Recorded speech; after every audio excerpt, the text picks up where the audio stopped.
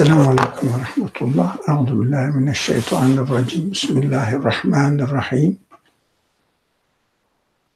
لا إله إلا أنت سبحانك إني كنت من الظالمين. لا حول ولا قوة إلا بالله العلي العظيم. وصل اللهم على محمد وعلى آله وأصحابه وأتباعه وسلم. والحمد لله رب العالمين. آمين. Please. We're reading from the Reasonings, page 9, last paragraph on the page. Considering these four important general rules, we can look at the personality, conduct, and works of the Prophet, upon whom be peace and blessings. As confirmed and admitted even by his enemies, the most admirable, praiseworthy qualities and virtues combined in this person and formed such a character that, in accordance with the rule that repulsive and contradicting elements do not like to be together. As confirmed and admitted even by his enemies, the most admirable, praiseworthy qualities and virtues combined in this person and formed such a character that, in accordance with the rule that repulsive and contradicting elements do not like to be together. As the angels of heaven do not like to be together with the devils of the earth, so too the character of the Prophet, formed of the most sublime qualities such as honesty, trustworthiness, and honor, never stooped to lying or deceiving. Rather, he absolutely swerved away from such behavior. The spirit of this character, from which it derives its life, is absolute truthfulness. Prophet Muhammad always spoke and acted truly, like an ever-shining light. This proves his prophethood. What attracted your attention here?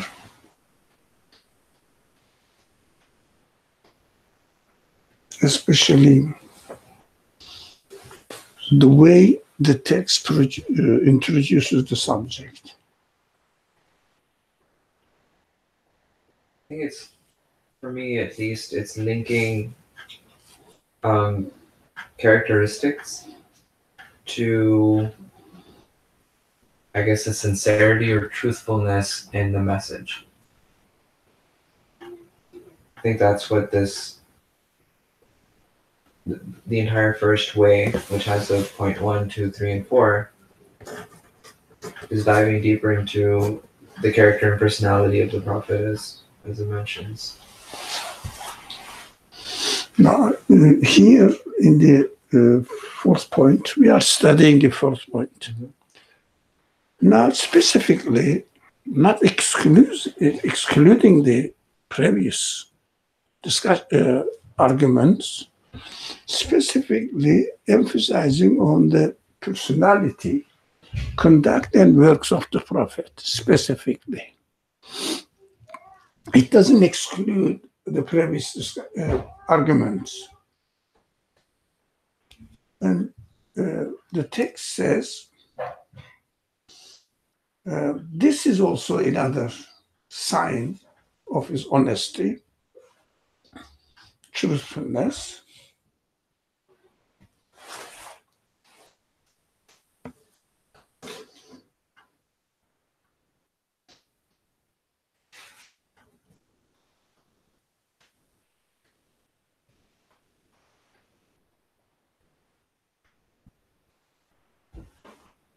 So even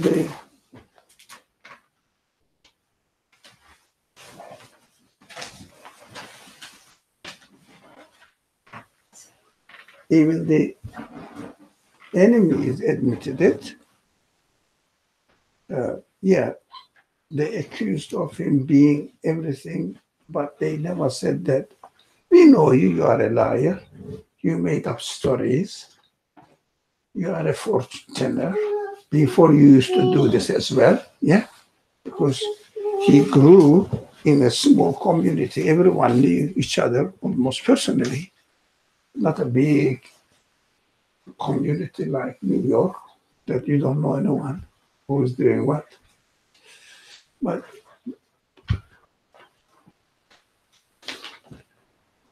the text emphasizes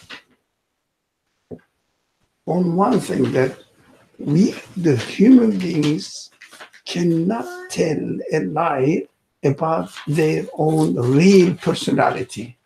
They may meant to be like this for temporarily, not permanently, throughout his whole life until he dies.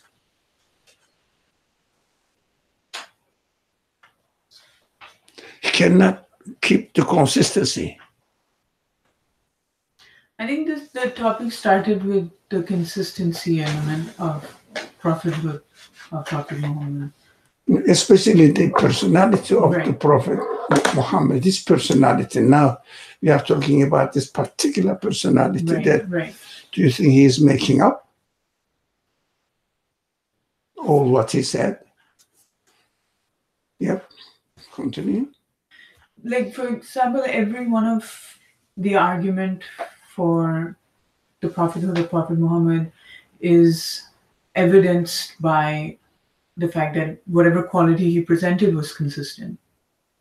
You know, if he was truthfulness, it wasn't temporary truthfulness. It wasn't for some people.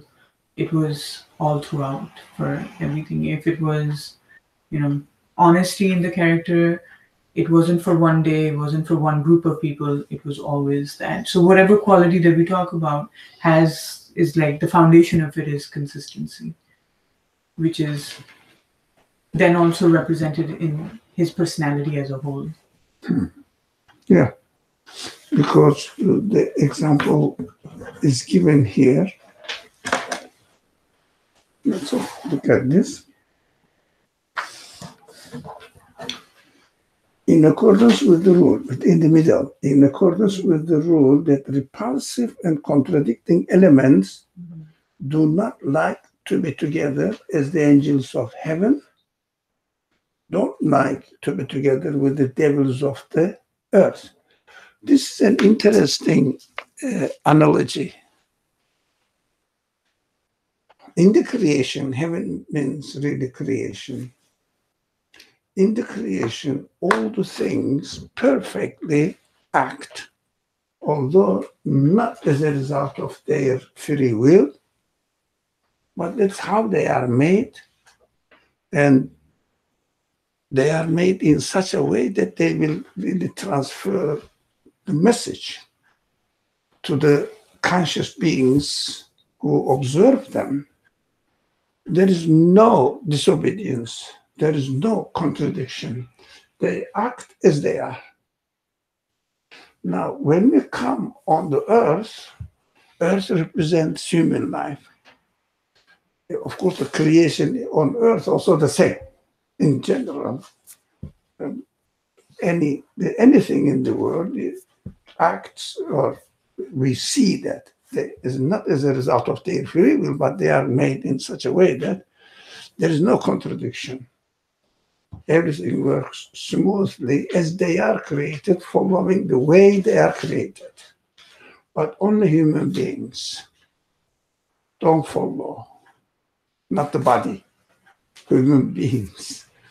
In the field, in the area where they are left free to choose, we don't do that. We contradict. Only human beings, we contradict. So,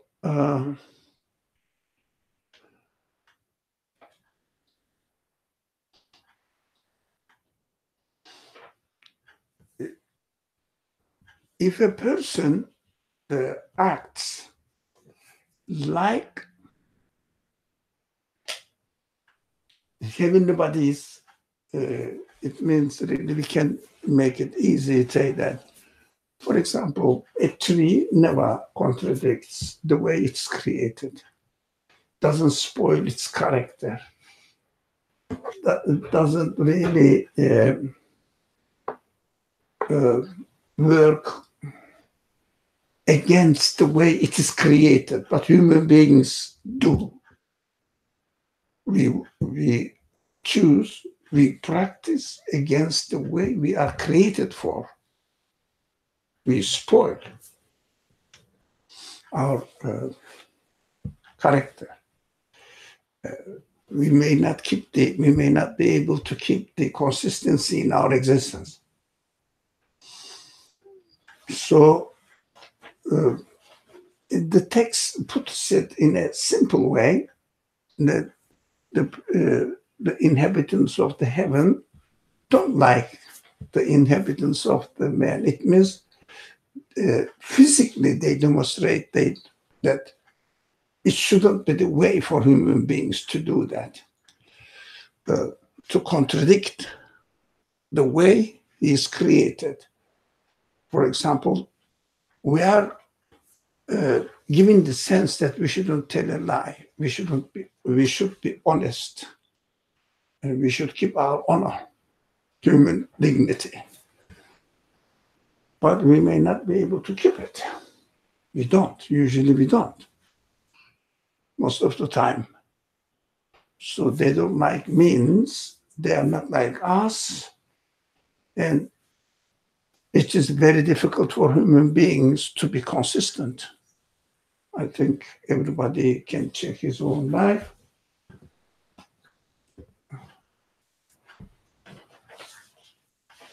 Apart from young children, they keep their promise. They never lie. They never pretend. They never contradict the way they are created. But as we grow, we change. As we start getting the freedom of using our free will, developing, we start spoiling them. Okay?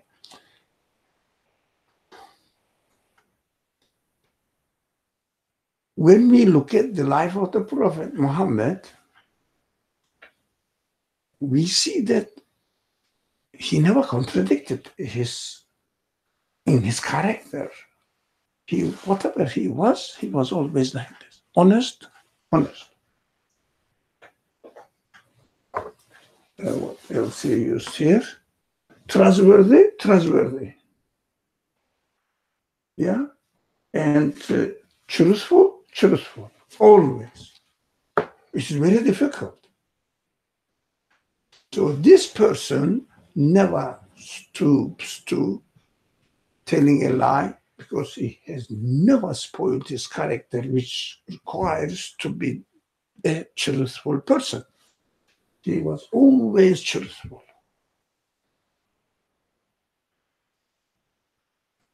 Right? This is one of the examples.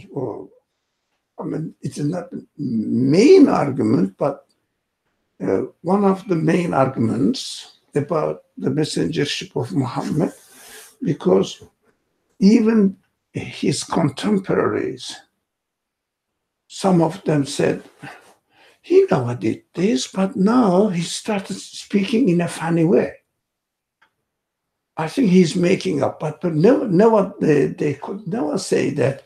Even the enemy said that you are a liar. We know you. You sometimes lie. We don't trust you. This is what I mean. Because you did something, for example, an action which demonstrated that you were not a trustworthy person. They couldn't say this. They said this is very interesting, actually, their accusations. If we look at the accusations seriously, let's say he is obsessed. Not obsessed, it is possessed. He is a poet. And he is Sahir, fortune teller or something like that, because he's talking about the end of this world. This world cannot continue as it is. It will be destroyed. That's why the language he used, according to the capacity of the people, that what we understand here, for example, now, it has always been destroyed, and the creation always being renewed. Of course, if he told the people that the creation is always being renewed, it would be funny for them. What do you mean by renewed? It's always there, out there. But he said everything continuously exalts the qualities of their creator. This kind of language he used. It is understandable by everyone. They said he's just accused of him, saying that he's just soothsayers or fortune teller, the kind of accusations. They never said that. You were not an honest man. You were not a trustworthy man among us. We don't trust you that you receive the message from the Creator. The main problem was with the people. General public had no problem about the content of the message. Yeah. General public. But only the people in the community, that was the source of the problem. Only in the community, those people who were leading the community, those people who were being the, sorry? Who had the power. Yeah, who has the power over the community, so the status in the community, then they were seriously considered with the message of the prophet, because the message of the prophet, content-wise, destroyed all of their claims. We are rich, maybe we are more knowledgeable than the others, so we are superior over others, so the others should obey us. We will be the leaders of the community. Rather than the content of the message, the aftermath of the message disturbed them a lot. For example, here, in our practical life, let's examine this. If we say we believe in God, do you think people will really bother? Especially administrators? Okay, go ahead. If we say we have to pray 5 times a day, go ahead. If you say I am going to recite my sacred book, yes, go ahead. It is especially it's a very common trend in this society. Yes, you can practice your religion freely. Now, when you say, right, but there should be justice in the society. Some people claim a superior position in the society, and really play with the emotions of the poor people, exploit their ignorance, and exploit their labor. This shouldn't be the case. Majority of the people should have or hold the power to decide who and how they are going to be ruled. Not only if you're elite. What happens? What happens? You shouldn't do that. You shouldn't use advertisements. You shouldn't exploit the labor of the people, poor people, whatever. Depression. Shut up. Those victims. Isn't that true? That was to my understanding, establishing justice in the society was the most effective message of the Prophet to attract the opposition. From what? From the slaves, downtrodden people, laborers of the community? No. From a few elite. From few elite. The Quran emphasizes on this case not only for the case of the Prophet Muhammad's message, previous messages as well. Malak is very famous phrase in the Quran. The consultants or the ruling class, actually, we can call it them, those people who think that they are the elite of the community, they have the right to rule, to decide, to manipulate the community. That's what they are doing. Yeah. We don't know what's happening in the world. Everything is organized by someone else. What we know, that some other people, especially certain families, what we know, when there is a time approaching for election, they put forward 1, 2 politicians and make them speak and think that as if it's a free country. Let the people think that, oh, I can decide which one he's going to, I am going to select and decide to rule me, but in fact, whatever the one you vote, the results almost the same. Certain group of people get the cream of the, especially economy and status. When you touch upon this point, you are a troublemaker. If the Prophet was not opposing tribalism, was not opposing treating the people in an unjust way, and everybody must have equal right, whatever it is, whatever they have the right, they should be respected. No one should exploit others.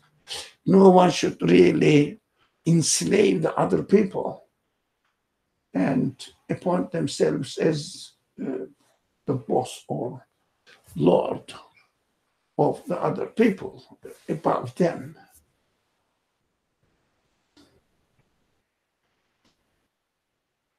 I don't think the Prophet would have any problem.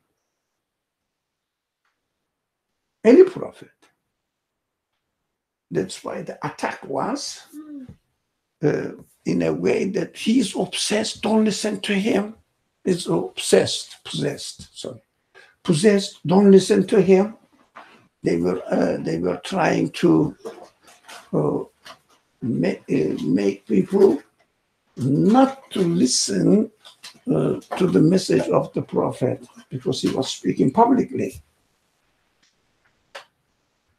But they never said that we know him, he's a liar. They never could say that.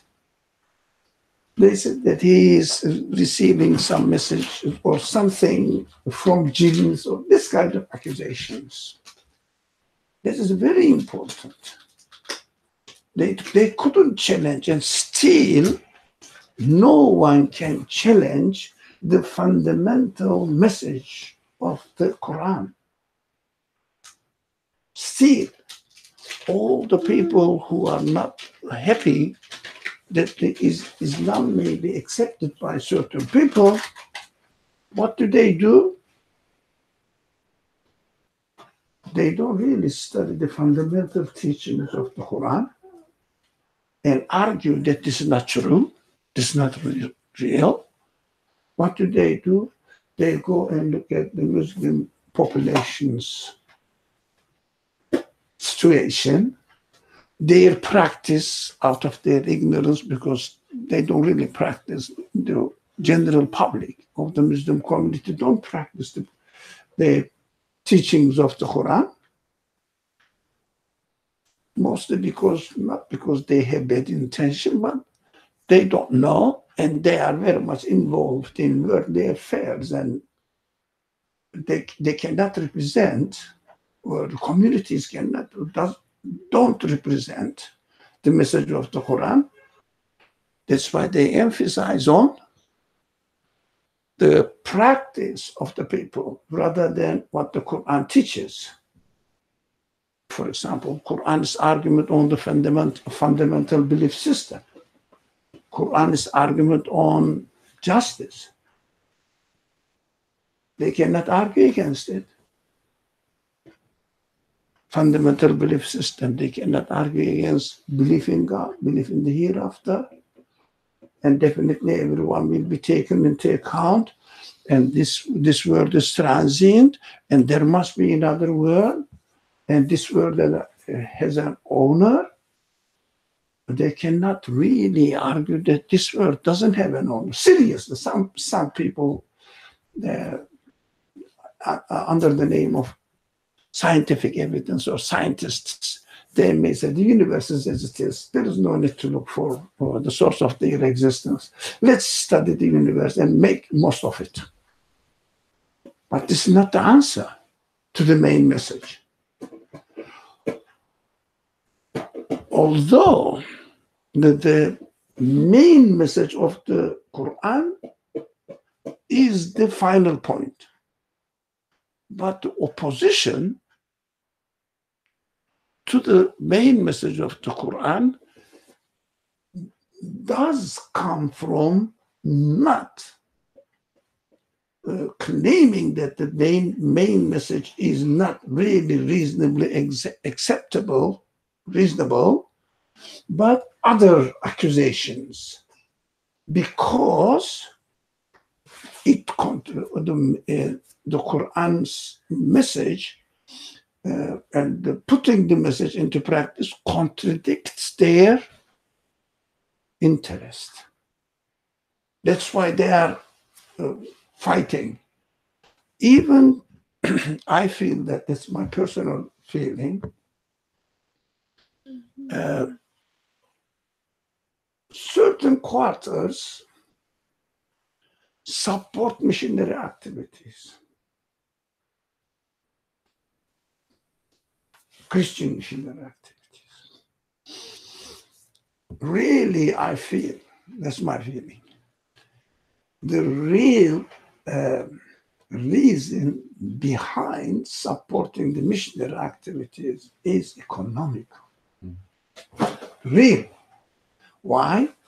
If a place or a country or a part of the world accepts Christianity, they have a link with Western world, and then Western way of life, and then consumerism, and become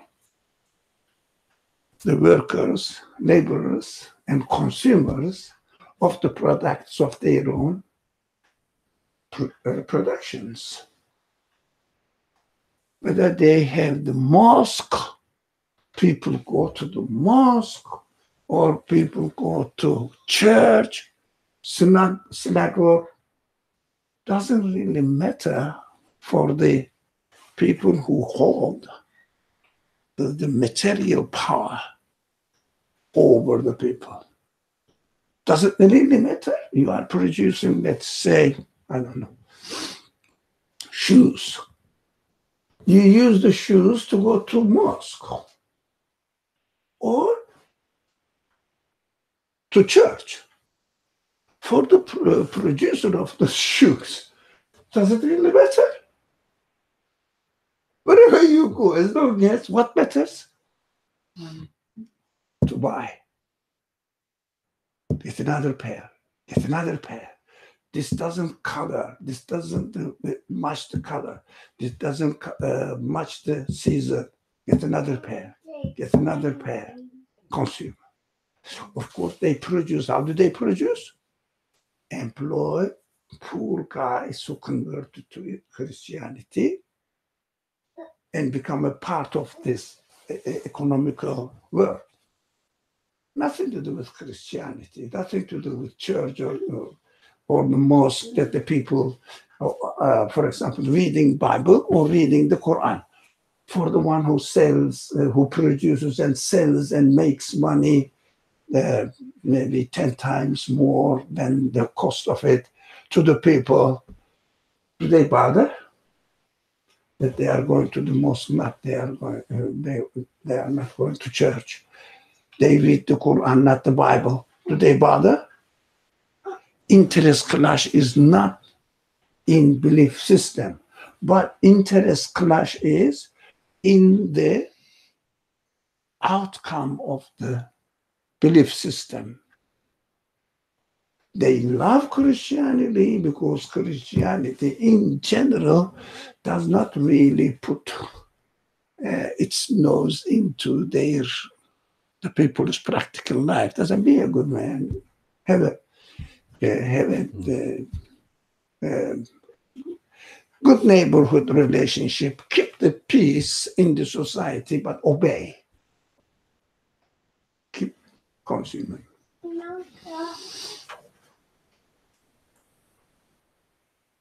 What Islam says, do you have a pair of shoes? Okay. The weather is hot, you have a summer pair of shoes. Okay. And another winter comes, you need the more protective one for this winter. Okay. How about the third one? What are you going to do? Why do you buy that? If you have more money, okay, buy, give the money to those people who need it. And let's prosper all together, not only one class of people. What happens? If the consumerism finished, their power is finished. That's very important to me. That time also, the nobles, they call them nobles of the community. We are the nobles of the community. We have the right to organize.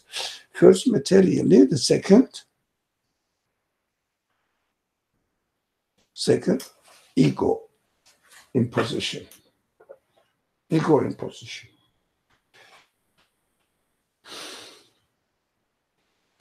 That's how I see it. This power that you're talking about, at the end of the day, it doesn't have a, I guess, reality to it in the sense that it's not human nature to want that power. It's egotistical, if anything. So It's the corrupted nature. yeah. Yes. This gets back into the point that you were saying that, like, a tree doesn't contradict the nature of its creation. Mm-hmm.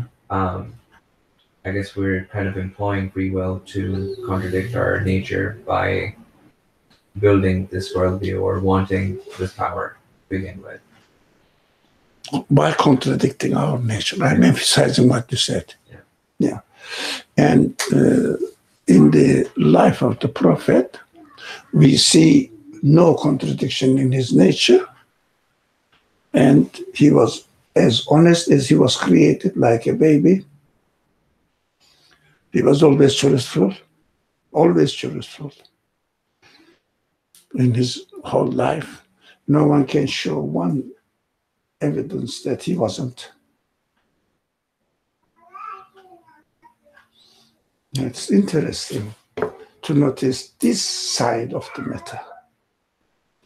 Can we elaborate on what the author means by the spirit of this character from which it derives its life is absolute truthfulness?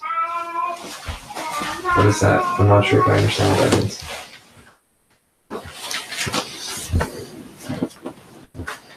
It's the Yeah, the character never changed character as he's created. And he never contradicted his character as he's created. For example, we all know that. Very simple example. We all know that we shouldn't steal. We all know that we shouldn't tell lies, right? And in his life, he never contradicted that. Absolute truthfulness. Truthfulness, actually, as a result of it, he was truthful in his behavior, but it also and more so means he was truthful to his nature, the way he is created, which is fitra. He was truthful to his fitra. We should not. We know that from my own fitra, I shouldn't cheat people. I shouldn't tell lies. I shouldn't behave in a hypocrite way. We know from our creation. We don't need extra revelation to let us know this. And he was truthful to his nature, fitra. He never spoiled it. That's what I understand. So, did the Prophet never ask for forgiveness? For Because what? he did nothing. Forgiveness? Oh, there's nothing to point, but Like, for example, you can ask for forgiveness, yes. Why not? Because of the our understanding of forgiveness is very, very shallow and very limited. Because I will do something very obvious, wrong, obvious, tell a lie, right? Then I turn to my creator saying that, no, I shouldn't do that. I shouldn't have done it, but I have done it. Please forgive me. Our understanding of forgiveness is according to the level of ourselves, our position. But at the same time, we know that the gap between human potentiality and human ability, how we develop our potentiality. As far as the potentiality is concerned, endless, because human potentiality is given to us in order to know the absolute qualities of our creator. Absolute qualities of creator, by definition, is unlimited, right? And we have to develop. There is no end. If you don't really turn all of your potentialities into ability, into a capacity that you are practicing, you are always behind. So, as a messenger, bringing the message and delivering it to people, trying to represent the message as much as his capacity allowed him, capacity, not potentiality, capacity allowed him as a human being without contradicting himself, that he was consistent. He was consistent.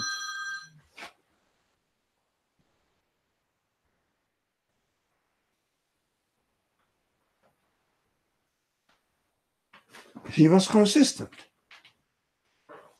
But he knew, he must know He must know that he is not fully practicing or using his potentiality.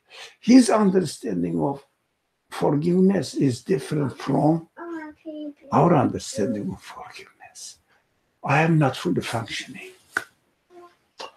So there are some examples, the typical example in hadith narrations, that the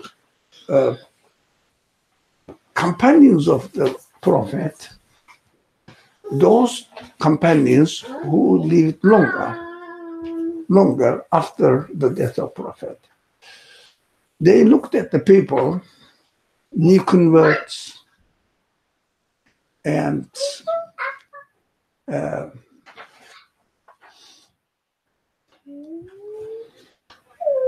after the political turmoil, people started taking parts, which is quite normal. This was human. It's our reality.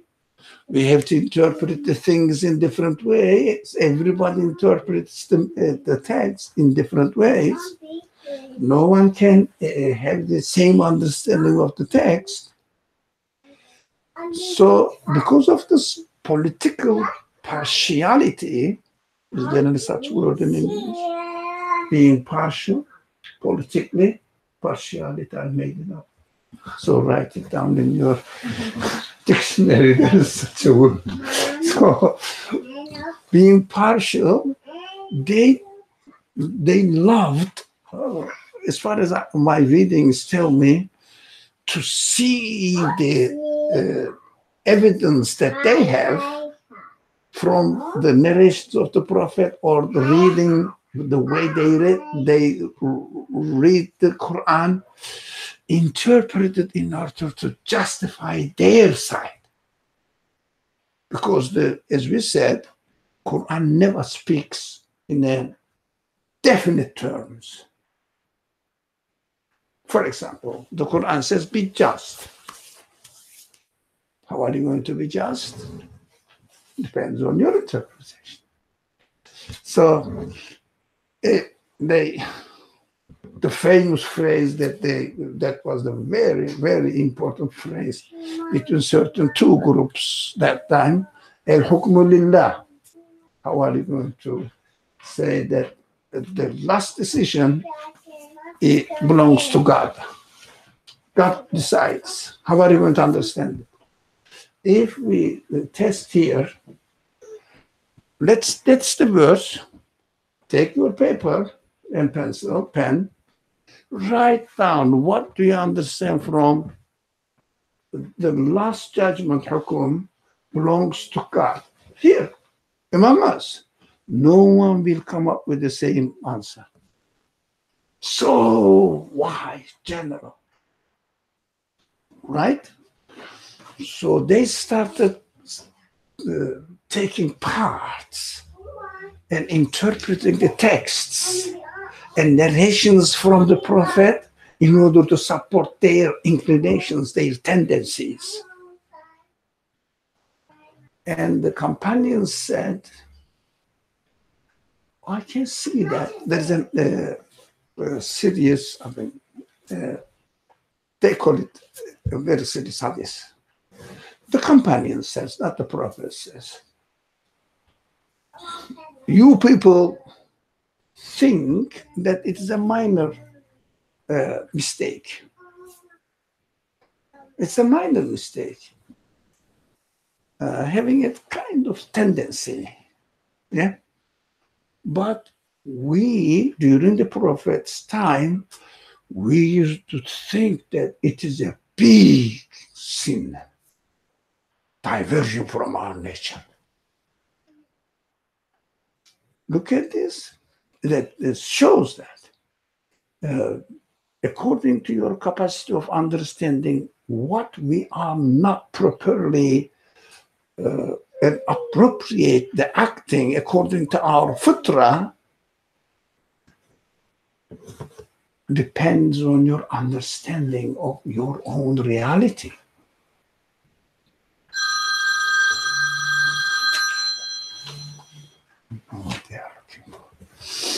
Yeah. Depends on our understanding of what I am. What I am. So, for me, I'm not stealing. Let's assume I may be stealing, but I interpret it. Yeah, isn't that a steal? No. Yeah. For example, while I am at work, there is a personal telephone call. I answer. I never think that it is a stealing from the right of the employer. He's paying for me for this hour, and I'm doing something personal. Right? We don't think that's just stealing. So I'm not stealing, as it appears to me, according to my understanding of being a thief. So I don't repent. Right?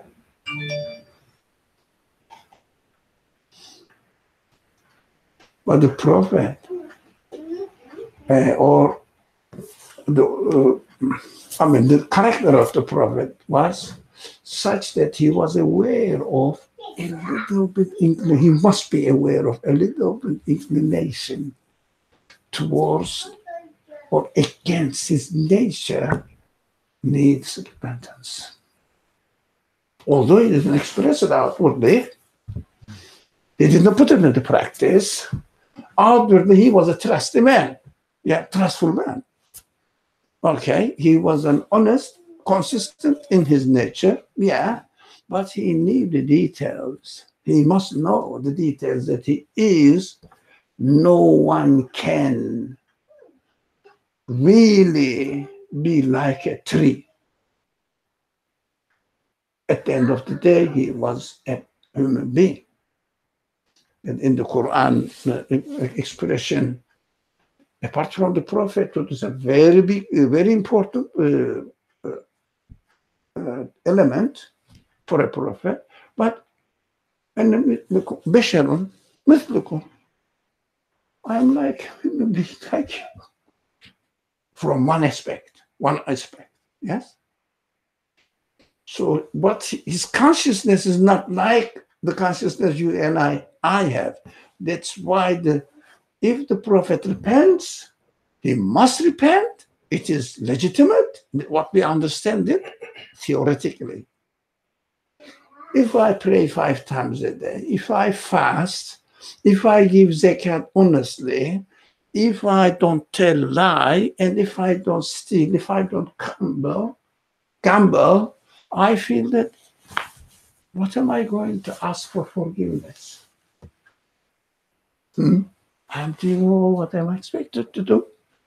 But my understanding of telling a lie is so superficial, so shallow that I am telling a lie according to my feelings in my heart. I don't acknowledge it.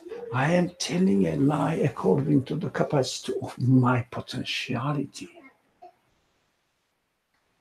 I don't see it. I don't want to see it. Am I utilizing my life for the purpose of its existence? Let's be idealist. 100%? Who claims that? Utilizing your life 100%. Who claims that? If any one of us claims that I'm utilizing my potentiality 5%, it's a great success. It's a great success. So we don't feel ask for forgiveness. So the word has the meaning according to the capacity of the person who understands from it. Now, according to my standards, prophet has nothing to ask for forgiveness. According to his standards, He has every reason to ask for forgiveness every moment. See the difference. That's why we shouldn't judge the behavior of certain people, not only the prophet, according to my criteria.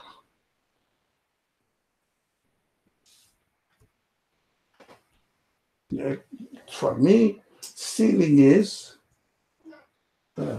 snatching something from you and running away and making it my possession, not your possession. That's my possession now. Now, this is stealing. But how about stealing the right of the Creator who demonstrated the whole universe for you and me and not really appreciating it as it should be appreciated? Have you ever thought that stealing the right of the Creator? Look, he delivered this message to you, you got only 1% of it. 99% you just send it to waste. Have you ever thought, I'm not appreciating the creation as it narrates the message to me? Don't we? I don't think so. I don't. Do I feel guilty there? No. So his perfection, according to the general people, with no defect. But according to himself, he needs to make progress more and more and more. There's a never-ending journey. He must do that as a human being, right? Shall we go further? Any further? Yeah.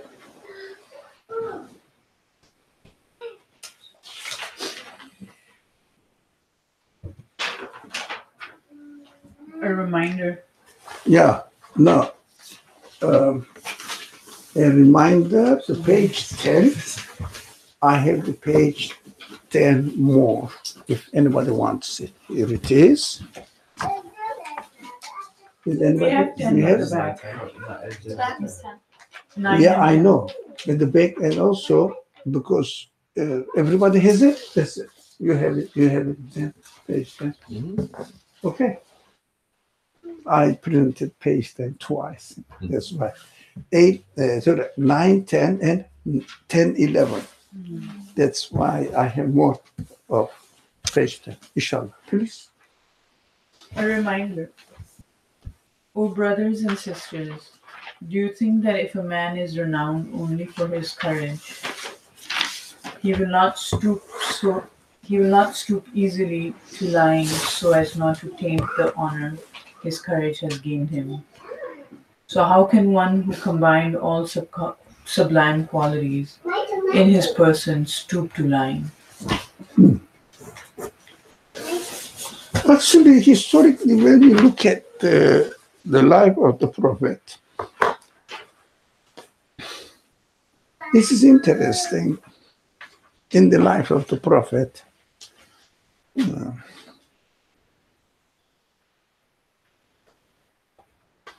no one can say that he lied once, according to their capacity, okay? Not lying against God. How? Not really keeping his fitrah 100% pure. But for us, a person, a man, can be as truthful as the Prophet at the most. Got it? At the most. So it is different. For us, there is no lie. And he never demonstrated any action in life which demonstrates that he was a liar in the society. how can you keep consistency if it is not a genuine truthfulness throughout her life from the beginning to the end? It's very difficult. Especially in the life of the Prophet Muhammad, he went through all stages of life possible at the time. From a very orphan position in the society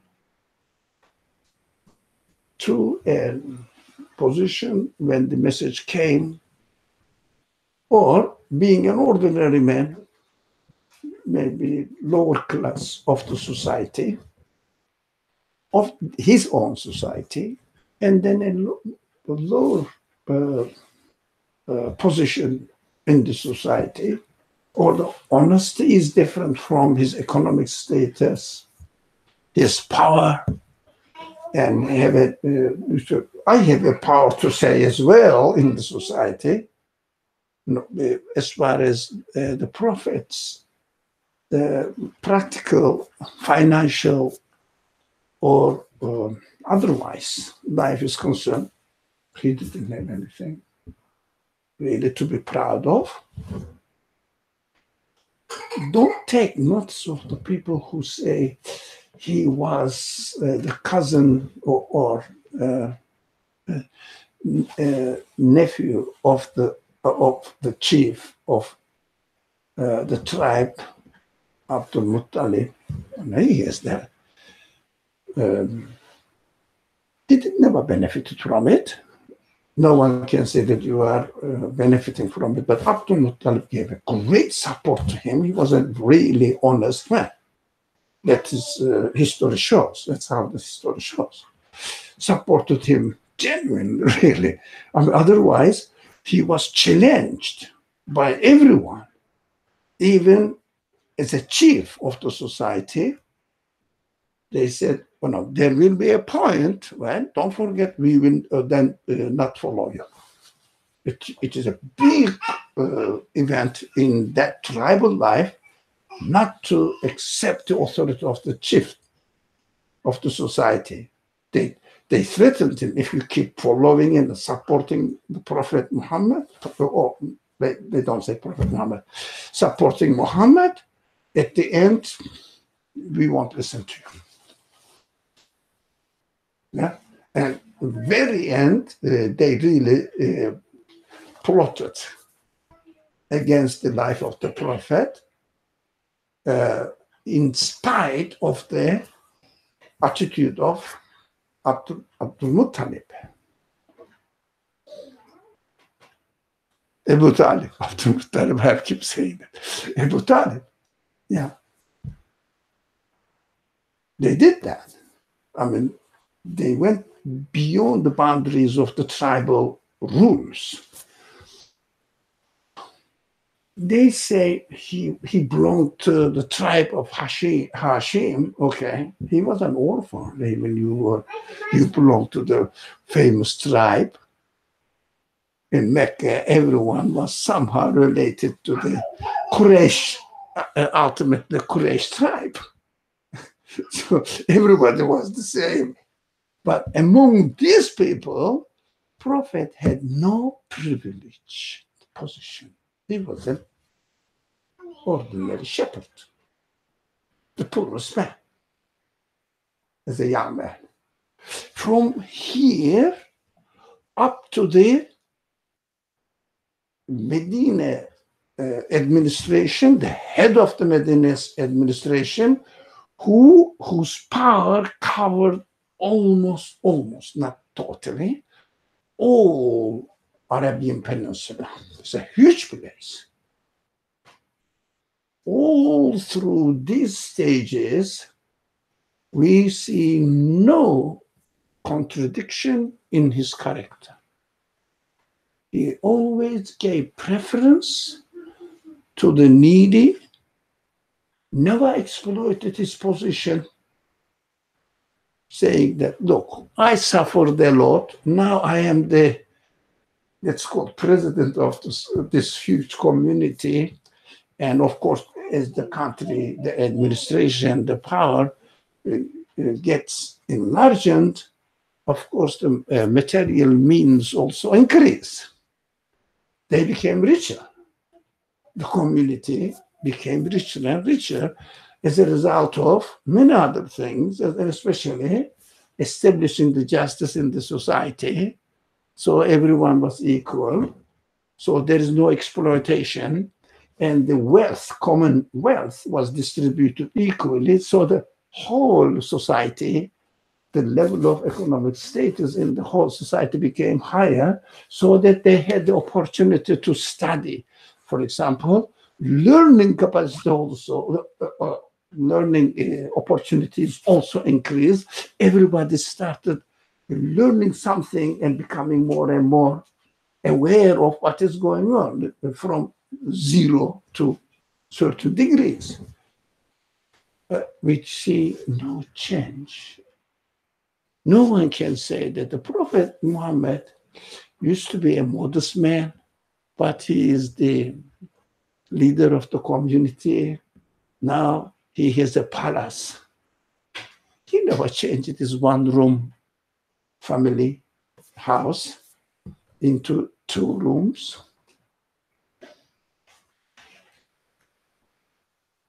Do you understand? Whatever the venue he received, whatever the income he received as the administrator of the society, it means the president of the society, to put it in this way. He received it.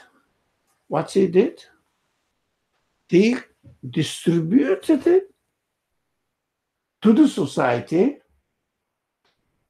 and only the last bit given to people. If there is something left, this last bit he gave to himself as a member of the society, not the big piece from the cake, the smallest. No one can say that Prophet's life changed and was about the lowest level of the society. No one can say that. That the people started having some good food to eat. Yes, he had as well, but everybody had it. But not at the same time. He had, for example, everybody had, let's say, some people didn't have any camel, but he had a camel, and not 1, 2, 3, because all the income was coming to him. I mentioned this before. Most people don't really realize what the reality was. They say the Prophet distributed all the wealth he had, as if he's a rich man, never ending. Do you get it? No. He was receiving as the head of the society and distributing it to the needy people. He wasn't a rich man. He never was a rich man. Never was a rich man. It doesn't mean that to be rich is bad or no. He never exploited anybody. He never took the opportunity to make his life more comfortable. Have you ever heard that the Prophet's house next to the masjid became bigger or double-storied after he became the head of the huge administration? In those terms, you can call it an empire. He was in the position of an emperor, being an emperor. Change it. His wife narrated this kind of things is narrated. His wife wanted to put some ornaments on the wall of the one room house. The Prophet said, what is that? There are some people don't have something to sit on, and we are putting it on the wall as an ornament. Do we have the right? I don't enter this house. He was an emperor. That time, his domain was really much larger than Habeshistan at that time. Habesh kings, go and see the Habesh kings and their palaces. Even one small thing. Within one small thing. Some people may not understand it. They said it was a picture on it. And the Prophet said that when there's a picture that the angels don't come in. I mean, these are figurative things. And there was a picture of ego on it. Do you understand? So this consistency in one's life assures that in one case, this is not mine. But he could have claimed that Quran is my production and I am the greatest poet. Right? He could have said that. I am the greatest poet. I am the greatest philosopher, the wisest man, and get the credit for it. On the contrary, he said, this is an excellent piece of poetry, and it's not mine. I'm not able to do that. I didn't know anything. I'm not a knowledgeable man.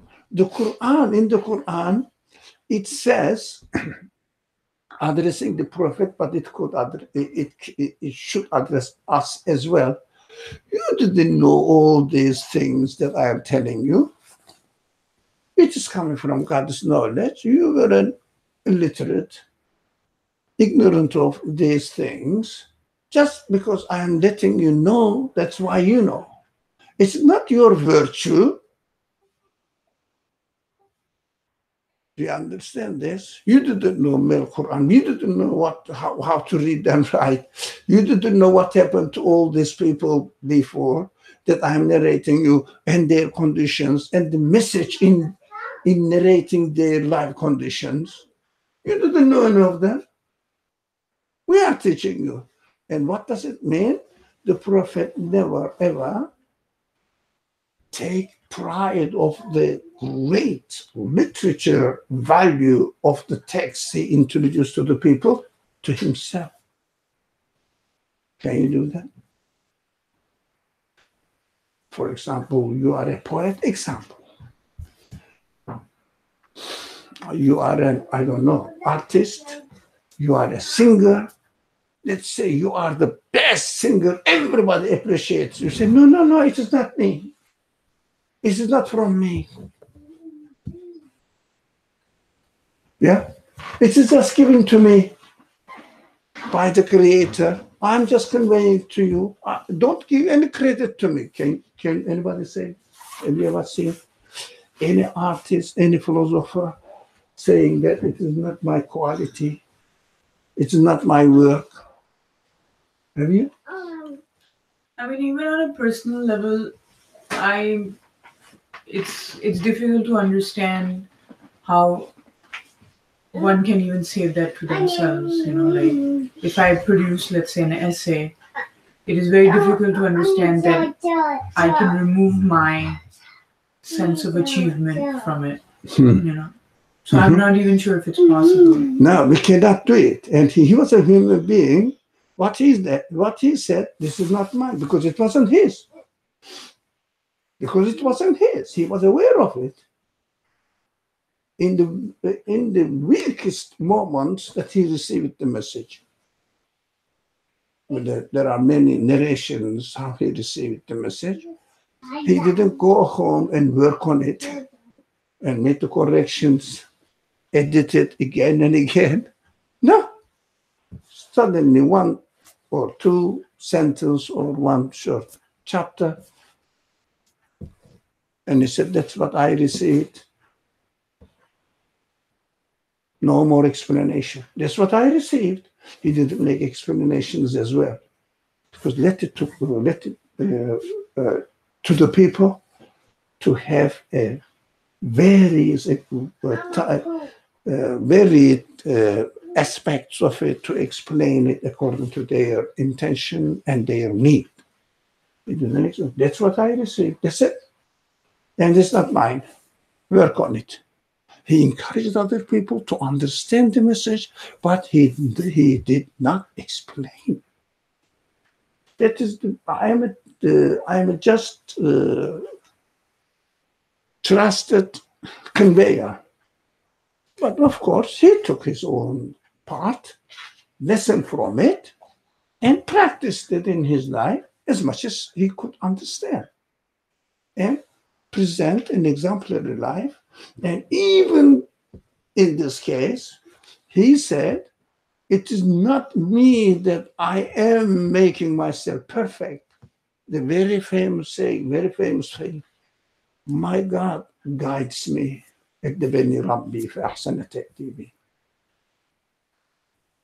My God is taking care of me from falling into mistakes. Not me that I am perfect. Who said this? Who does this? Yeah, it is very difficult for any human being.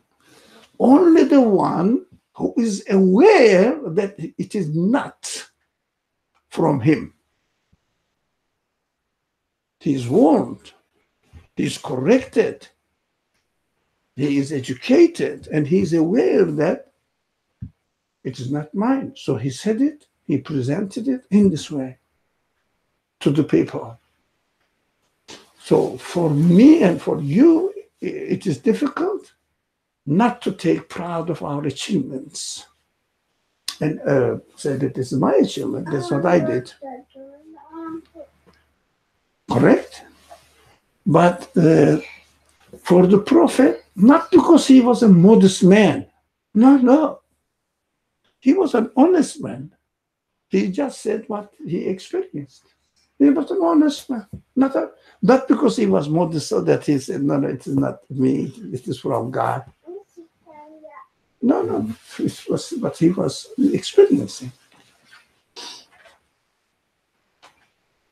These are the signs that Muhammad was consistent, and he wasn't really telling a lie and cheating people, as having received the message from the Creator. So he was a messenger of God, employed by God. He never contradicted this as well.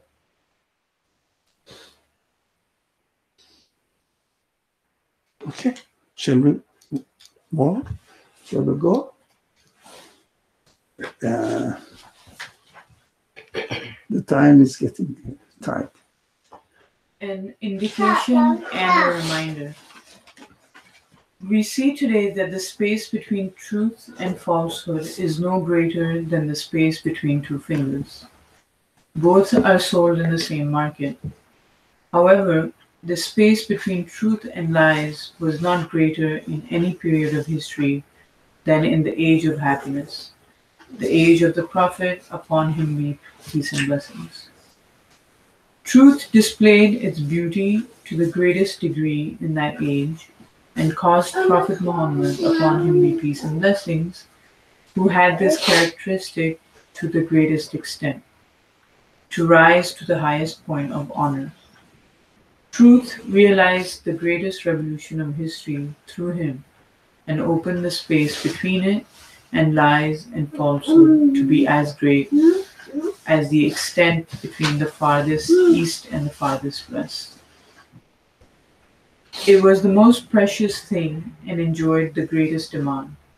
On the other hand, being something which reduces even the greatest enterprises to a corpse, lying was exhibited in all its ugliness and cast people like Musaylima the liar to the lowest of the low.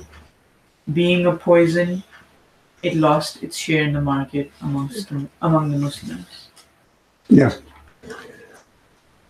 The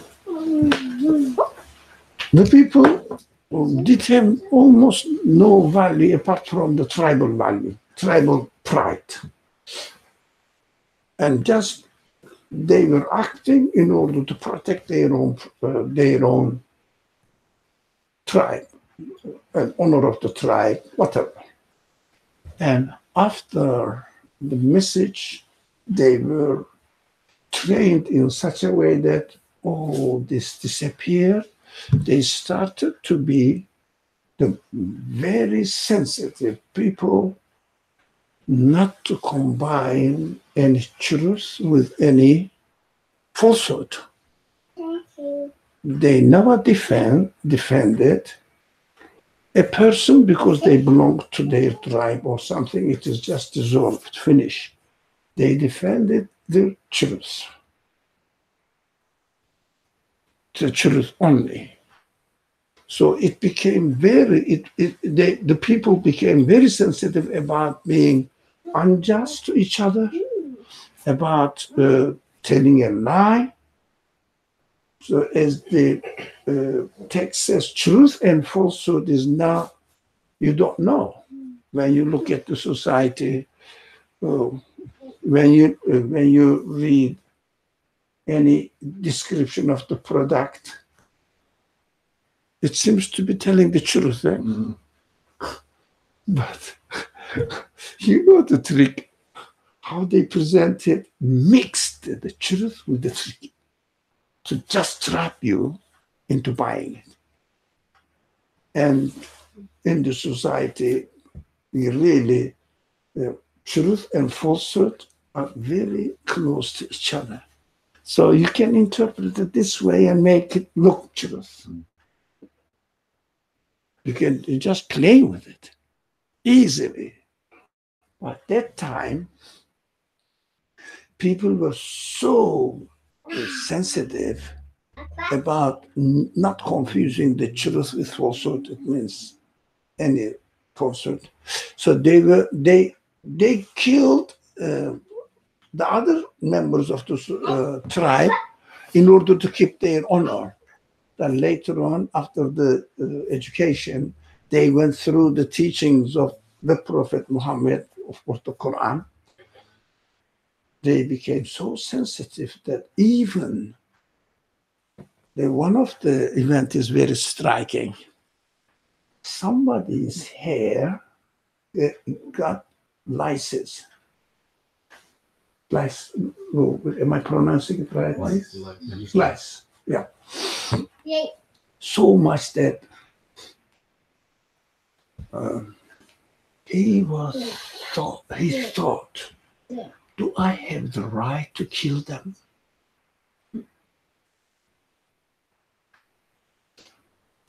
They are living beings. Can you imagine? But the same man used to kill human beings in order to keep the honor of his tribe. Now the lies, it's harmful. And then they were expecting the suggestions of the prophet saying that it is legitimate to kill certain creatures in order to protect yourself. And there are many narrations from the prophet saying that you can kill, if you think that they are harmful for you. Let me see, scorpion, snakes, and there are other names, mice, I remember now, in the hadith, and how many times it is repeated in the hadith narrations. After hearing, can you imagine? After hearing the permission from the prophet that they can kill the scorpion, which is vermin, damaging, they could kill them. Otherwise, they couldn't. Can you imagine the revolution in the life of the people during this period of revelation and the education of the teacher Muhammad? the Prophet Muhammad as a teacher of the community, how the truth and falsehood, wrong and right, was really the distance between the right and wrong was really separated and became so wide. I don't know. I don't know. I couldn't work out. Still, I'm working on it. They say it may be a political reason. It may be true. I have no idea. Because there are many narrations from Ali, but not from Abu Bakr. It may be somehow a justification of interpretation and justification. But the Prophet, Ali and Abu Bakr became very close friends or the students of the Prophet Muhammad. Ali's position was a child. Abu Bakr's position was a same age friend. But Abu Bakr doesn't, we don't see him narrating a lot from the teachings of the Prophet, right? Okay, we hear a lot about his being the truthful man. So what they say may be true. I have no idea. Maybe a forced interpretation. It happens for political reasons. Everything can happen. We should be very careful and sensitive about anything related to political position. Okay? So he wrote down. Abu Bakr was also an educated man among the society. He was the best man who knows the most famous science of the society, which is knowing the lineage of the people. So that was not the physics or mathematics, but who knows the lineage of the people best was the most knowledgeable man. Abu Bakr was the best man. He knew everybody which lineage he came from. So this man, and Abu Bakr, was the person who knew how to read and write. That was if you are a person who knows how to read and write, you are the professor of this community who don't know anything. They have no culture, no civilization. Yeah. So they say he used to write what he heard from the Prophet Muhammad and recorded, had a collection for himself. And then after the Prophet passed away, they say, he was so sensitive that I might not have recorded exactly what the Prophet said, but my understanding, roughly, I may be dishonoring the message of the Prophet because of the fear of this wrong thing, narrating something from the Prophet, not precisely the same. He destroyed all his recordings and didn't narrate. Finished recordings was destroyed it. This is a physical narration. How the people became sensitive not to make any mistake, injustice, not doing justice to the sayings of the Prophet very precisely. Can you imagine? Yeah, you take notes. I take notes when I read the things. Yeah. And if someone asks me what I say, this is what this person said. This is my notes. But is it exactly what he said? No, that's my understanding of what he said. But I attribute it to the person. Do you feel any harm in it? I took the note. No, we do. You see, the society changed or underwent a very radical change, then this kind of change could never happen in history. Never this kind of changing changing only not only changing the every individual being's character. How great the revolution was, and what was their most distinguishing character? Not confusing the truth with the falsehood, never acting in an unjust way, and never tell a lie. What this product is what? That this is the product of the teachings of the Prophet Muhammad himself. Can you imagine? He was a liar. All his last 23 years of his life, he kept lying and lying and lying again, saying that this is from God, though it wasn't. Can you imagine? It doesn't fit human nature. You cannot keep consistency for 23 years with no exception, observed not only by the people around you, no, observed by the very member of your family. None of the wives of the Prophet said that, he was one day making us something. He didn't keep his promise. For example, very family. How can a person be that consistent? So lying was the most sensitive matter in the teachings of and behavior of the Prophet, in the character of the Prophet. So we have to accept that historically, because we are talking about an historical person, so we have to accept the historical evidence. No, historically, he might have made up the Quran, saying that it is from God, but in fact it wasn't. The angel brought it, but really there was no such thing. There's no way to give a chance to thought by looking at the personality of the Prophet and the characteristics, the invading general characteristics of the society he educated.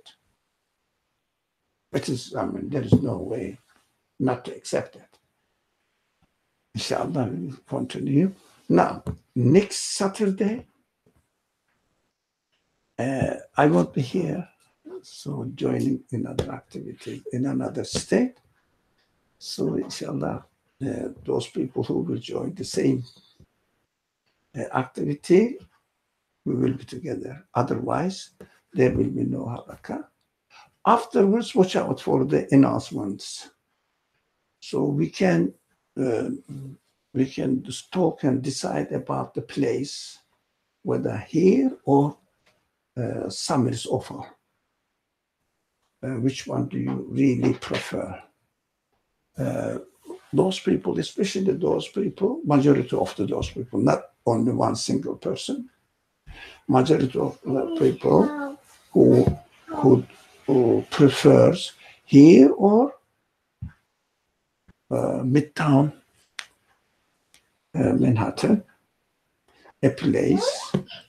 It's a private business place, and they can give us the key now, not like the previous one that we have to ask for elevator key or something. No, this is a private place. We can go and unlock the door and get into it and organize our meeting there.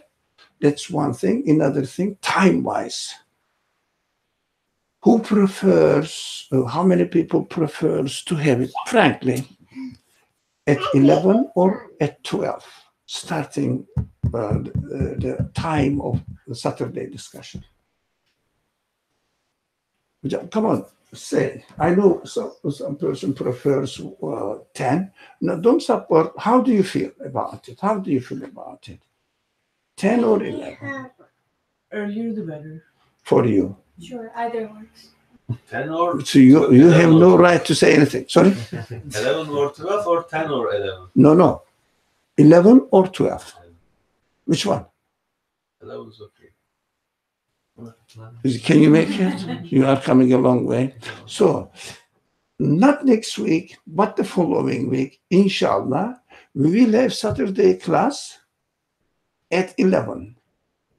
Now, where? Here in this house or in Manhattan?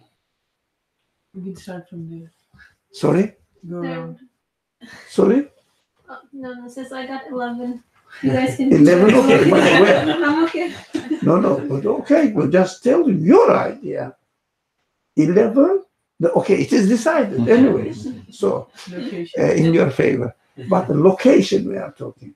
Here or Manhattan, Midtown. Manhattan, the only thing, the parking is there. I'm fine either way. It's okay. Either way, Either way, yeah. I prefer here. you prefer here. I'm not asking you. Here. You prefer here? Yeah. Here? My preference would be Manhattan, but I don't mind here. Yeah. Yeah. So I think here is the majority of the people. Here, you come here quicker. It's okay. It's okay. How about you, sir? Madam, mademoiselle. Yeah? Which one do you prefer? This one? I want it. She prefers the banana. Yeah. Okay. Understood. We are going to have in 2 weeks' time Saturday discussion, inshallah, at 11 o'clock here. Are you satisfied? بسم الله الرحمن الرحيم سبحانك لا علم لنا إلا ما علمتنا إنك أنت العليم الحكيم وآخر دعواهم أن الحمد لله رب العالمين